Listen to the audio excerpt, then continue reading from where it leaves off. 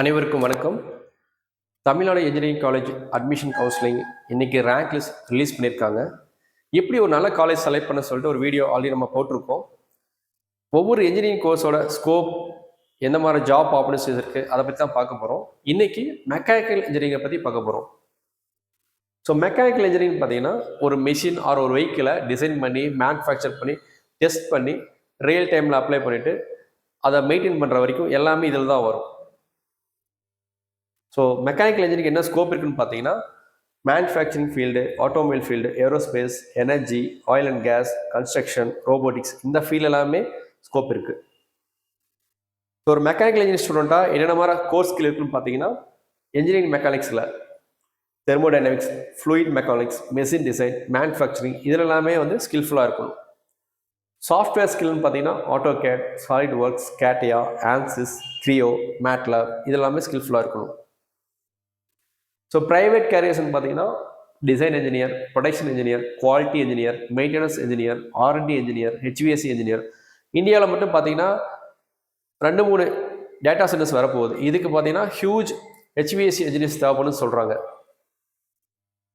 So government செக்டர்னு பார்த்தீங்கன்னா public sector undertaking, corporate companies, Indian railways, defence, ISRO, DRDO, state engineering service, இதில் எல்லாமே vacancy இருக்கும். So top corporate கம்பெனிஸ்னு பார்த்தீங்கன்னா Bharat heavy electricals limited, steel authority of India limited, gas authority India limited, oil natural gas corporation, national thermal power corporation, Hindustan aeronautics limited, Bharat electronics, Indian oil corporation limited, இதில் எல்லாமே வேகன்சி இருக்குது. Competitive exam பார்த்தீங்கன்னா நீங்கள் final year படிக்கும்போது GATE exam எழுதலாம். So GATE exam ஜாப்க்கும் use ஆகும், நீங்கள் பிஜி பண்ணாலும் யூஸ்ஃபுல்லாக இருக்கும். So GATE exam, UPSC, ESC, SSC JE, RRB JE, state PSC, இந்த மாதிரி எக்ஸாம் எழுதி நீங்கள் ஜாபுக்கு போகலாம். ஹையர் ஸ்டடீஸ்ன்னு பார்த்தீங்கன்னா ME, MTech, இதுக்கு நீங்கள் கேட் எக்ஸாம் எழுதியும் போகலாம், டான்செட் எழுதியும் போகலாம். சப்போஸ் நீங்கள் NIT, IIT சில காலேஜ் எல்லாம் பார்த்தீங்கன்னா நீங்கள் ME பண்ணுறீங்கன்னா அதுக்கு ஸ்டைஃபன் தருவாங்க. MBA பண்ணலாம், MS அப்ராடில் பண்ணலாம், இந்தியாவிலையும் பண்ணலாம். ஸோ சேலரின்னு பார்த்தீங்கன்னா ஃப்ரெஷர்ஸ்க்கு 3 to 8 lakhs per annum கிடைக்கும். கார்பரேட் கம்பெனிஸ் 8 to 18 lakhs கிடைக்கும். எக்ஸ்பீரியன்ஸ் கைஸ் 10 to 30 lakhs கிடைக்கும். அதை தாண்டியும் போகும். ஸோ ஃபியூச்சர் ட்ரெண்ட்ஸ்னு பார்த்தீங்கன்னா industry 4.0, robotics, AI in manufacturing, electric vehicles, 3D printing, digital twin. So காலேஜோட ஃபர்ஸ்ட் இயரில் பேசிக்ஸ் படிப்பீங்க, செகண்ட் இயரில் CAD மற்றும் சப்ஜெக்ட்ஸ் படிப்பீங்க, தேர்ட் இயரில் இன்டர்ன்ஷிப், ஃபோர்த் இயரில் ப்ராஜெக்ட்ஸ் அண்ட் பிளேஸ்மெண்ட்ஸ் இருக்கும். ஸோ சர்டிஃபிகேஷன்ஸ் பார்த்தீங்கன்னா SolidWorks, CATIA, ANSYS, 6 Sigma, NTT, industrial automation, இதெல்லாமே தேவைப்படும்.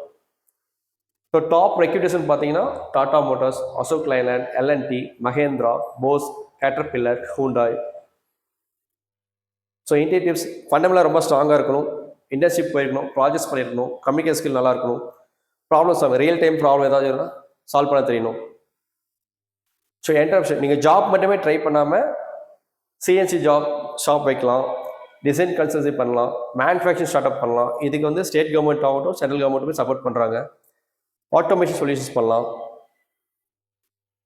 So mechanical, EEE means electrical, civil, இது மூணுமே கோர் இன்ஜினியரிங் சொல்லுவாங்க. ஸோ என்றைக்குமே கோர் இன்ஜினியரிங் வேக்கன்சி இருந்துகிட்டே தான் இருக்கும். இந்த ஃபீல்டில் நீங்கள் என்ட்ரு ஆகிறது மட்டும்தான் கொஞ்சம் டஃப். பட் ஒன்ஸ் என்ட்ரு ஆகிட்டுனா உங்களுக்கு ரீப்ளேஸ் பண்ணவே முடியாது, இன்க்ரிமெண்ட்டும் ரொம்ப ஜாஸ்தியாக இருக்கும். ஸோ இந்த மாதிரி யூஸ்ஃபுல் இன்ஃபர்மேஷன் வேணும் அப்படின்னா நம்ம சேனலை சப்ஸ்கிரைப் பண்ணுங்கள், கூடவே உங்கள் ஃப்ரெண்ட்ஸ் அண்ட் ரிலேட்டிவ்ஸ்க்கும் ஷேர் பண்ணுங்கள். தேங்க்யூ.